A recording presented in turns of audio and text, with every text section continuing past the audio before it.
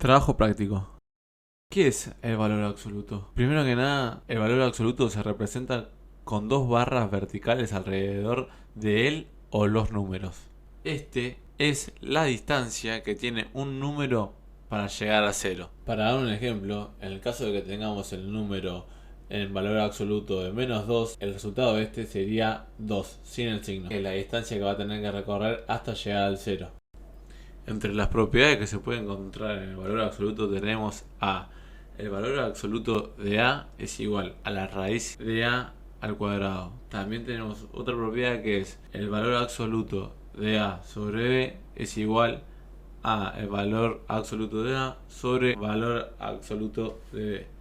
Otra propiedad también es el valor absoluto de a al cuadrado es igual al valor absoluto de a elevado al cuadrado. Y la última propiedad que tenemos es que el valor absoluto de a por b es igual al valor absoluto de a por el valor absoluto de b. Por otro lado, tenemos un par de desigualdades que son que la suma de dos números a y b en su valor absoluto van a ser siempre menores o igual a la suma de sus valores absolutos por separados. Lo mismo pasaría si lo utilizaríamos con el signo negativo o positivo. Y esta sería una de las maneras de poder graficarlo al valor absoluto.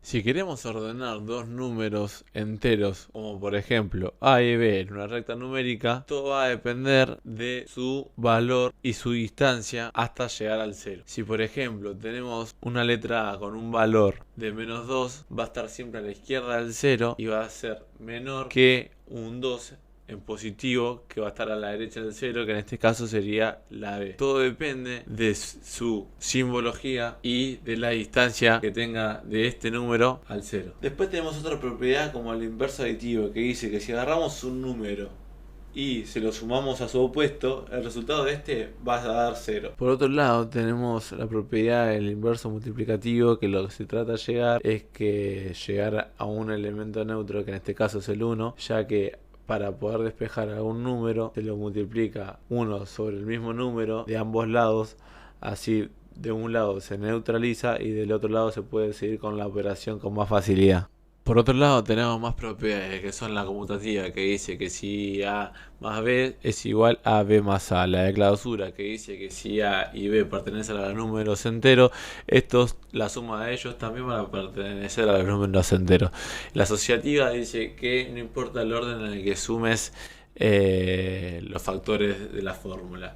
Y el elemento neutro dice que si a cualquier número vos le sumas un 0, te va a dar el mismo número como resultado. Y la simétrica dice que si a un número le restas su mismo número negativo, te va a dar 0. Otro tipo de propiedades son las propiedades multiplicativas, donde hay bastantes propiedades que son parecidas o casi iguales, como la de clausura, que dice que toda multiplicación de números enteros tiene resultados en números enteros.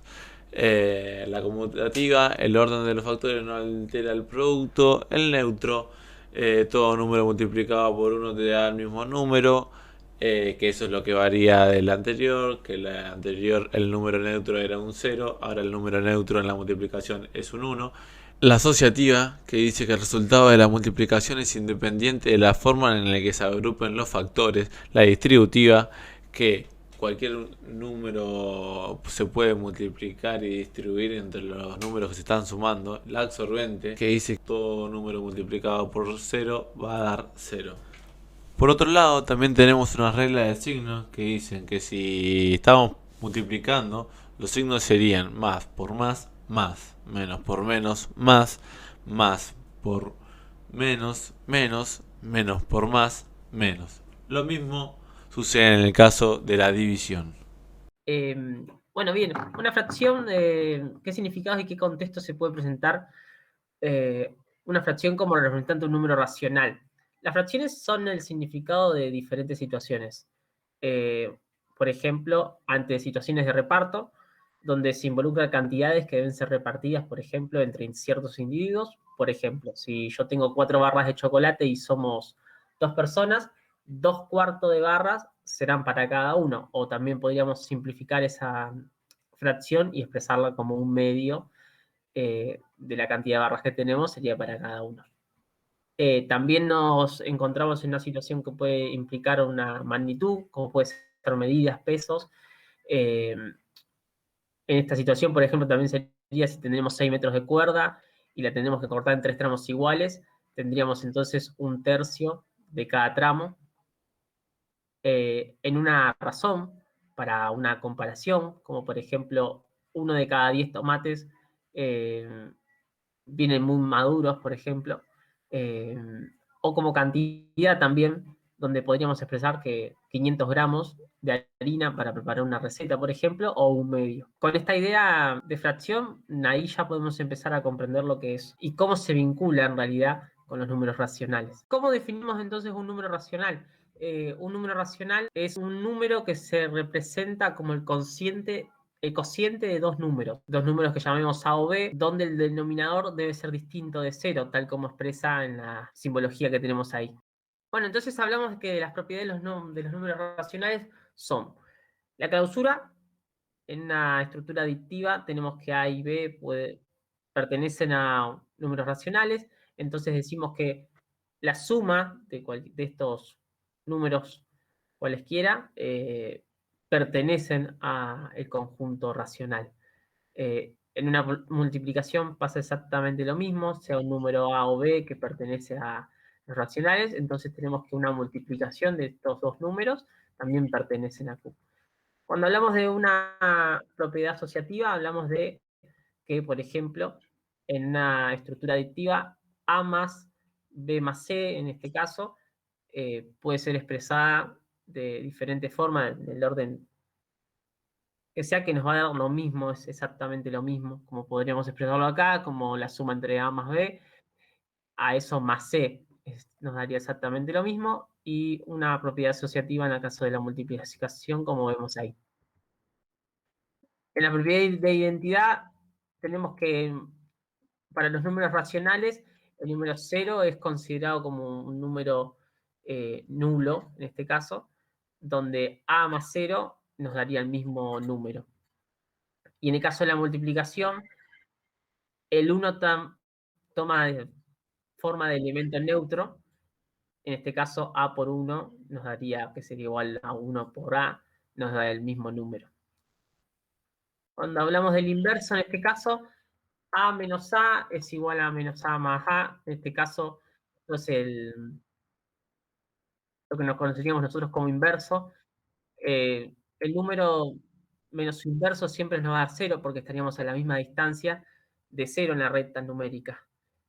Por ejemplo, si tenemos más 3 y menos 3, ambos se encuentran a la misma distancia de 0, entonces la adición entre esos dos números nos daría un número igual a 0.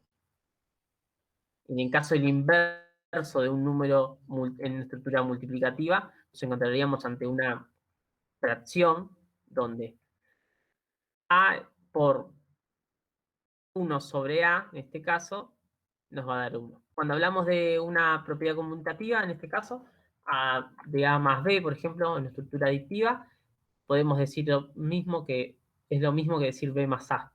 Y en el caso de una multiplicación, también podemos decir que A por B es lo mismo que decir B por A, ya que el orden de los factores no altera el producto.